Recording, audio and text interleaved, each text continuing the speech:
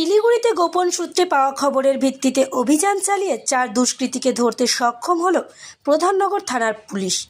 ধৃতদের হেফাজত থেকে উদ্ধার হয়েছে অপরাধমূলক কাজ করার জন্য নিয়ে আসা নানান রকমের অস্ত্রশস্ত্র এবং যন্ত্রপাতি। শুক্রবার গভীর রাতে প্রধাননগর থানার পুলিশের কাছে খবর আসে, দাগাপুর চা বাগান সংলগ্ন একটি মাঠে জনশতাধিক দুষ্কৃতী অস্ত্রশস্ত্র নিয়ে অপরাধমূলক কাজ করার ছক কষেছে। গোপন সূত্রে ওই খবর পাওয়া মাত্রই অভিযান চালায় প্রধাননগর থানার প্লেন ক্লথস পার্টির পুলিশ। পুলিশের অভিযানের আজ বুঝে জনাতিনেক দুষ্কৃতী পালিয়ে যেতে সক্ষম হলেও 4 জন ধরা পড়ে যায়। ধৃতদের নাম শিবা বর্মন, খোকন মহন্ত, রাকেশ সাহ এবং মিঠুন খাতিক।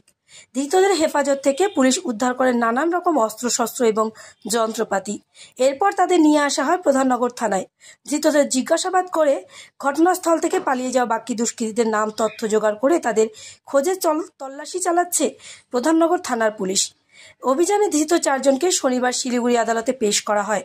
প্রধাননগর থানার পুলিশ সূত্রে জানা গিয়েছে, অভিযুক্তরা প্রধাননগর থানা এলাকাতেই ছিনতাই বা ডাকাতির ছক কষছিল।